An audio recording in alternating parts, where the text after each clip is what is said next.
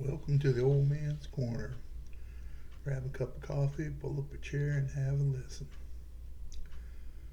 Over the years, my good friend Carlos and I, we've been friends for over 50 years, would often call each other and say, "You want to go out, sit at the lake, or go out to the river?" And usually, what we did is we'd go out there and we'd get prepared.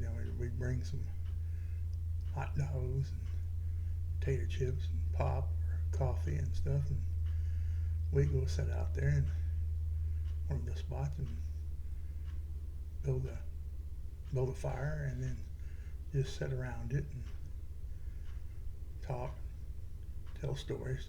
Usually the same old story, but just at a different time.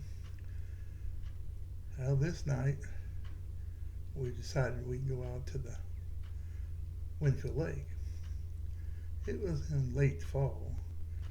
I think the temperature was like, during the daytime it was like low 40s, and so we wandered out there. We usually always went out around the evening time so we could build a fire and it'd be nice. And so we went out there, and we always picked this one spot where they had kind of woods around it, but the lake was not far from it. Within 100 feet or so there was a lake, but then there was the wooded area to the side there. Well, we knew it was going to be kind of cold, so we'd take and put our vehicles close to the fire, but on the side to block the wind. Then we'd get our lawn chairs out, set them up right behind the vehicle so that the wind wouldn't be catching us. And then we'd sit there, and sometimes we'd build that fire up. Sometimes we'd sit there and we'd roast a hot dog or something, or some marshmallows, and sit and drink some pop or some coffee and stuff, and just sit there and enjoy the day and swap lies, as I say, just telling stories, but usually the same old stories we've been saying for years because we've done this many, many times over the years. So we were sitting there, and it had gotten dark. It was just getting darker all the time, and sometimes we'd turn the radio on one of the vehicles and listen to a little music. Mostly it was just sitting there being quiet, enjoying the tranquility of the day, the night. Well, we were sitting there, and I think I'd had a cup of coffee in my hand, and of course we had blankets kind of wrapped around us, and because the temperature was dropping, and we just talked on the storm, but it was so quiet. You could hear the water occasionally in the background where it was lapping up against the shore. But other than that, it was really, really quiet. Well, we were sitting there talking, and it started snowing. I thought, well, should we leave or should we not? And we decided, hey, a little bit of snow ain't going to hurt us. So we were sitting there and warming our feet by the fire, and the snow was coming down, coming down, and coming down. And where we were at was a little bit further back in the lake. It was back on one of the roads that was a little bit further back. And there were places that were even further back in there. The road would take you back in there, where the road had gotten real muddy and was rutted. I didn't go up there that much because you could scrape the old bottom of the car, but if you had an old truck or something, you could probably get back there. So we sat there and talked, and it got later and later, and I think it was about 11 o'clock. The snow was really coming down. I think, well, maybe we should be heading home, because it looks like it's not going to let up any.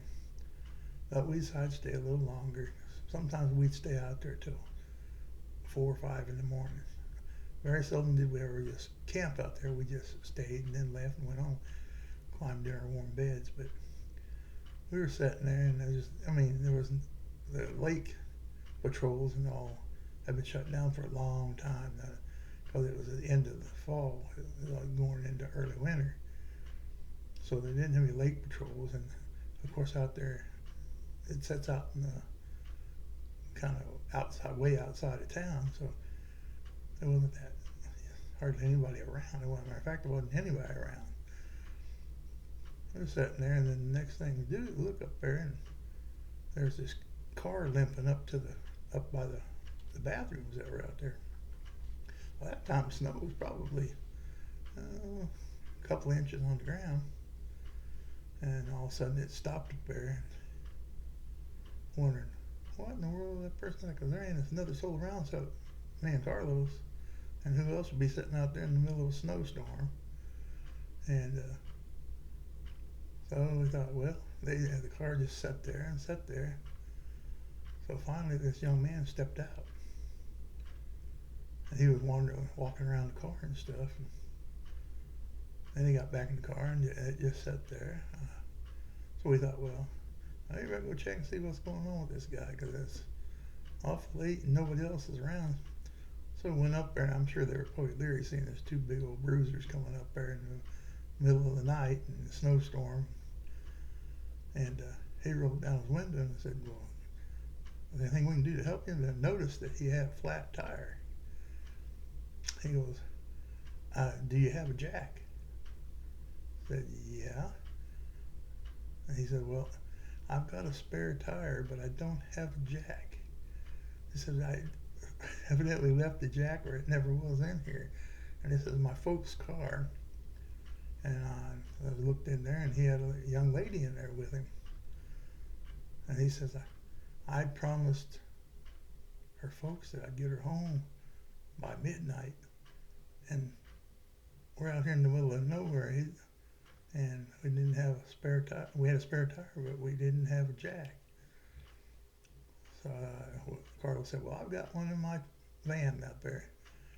So we went and got it, and we went back up there, and Carlos got down there and jacked up his old car, and they slapped the old spare tire on there. And the young man and young lady, she was just thanking us up a storm, because it was already, by that time it was about 11:30, and he said her dad would kill me if I got in here late.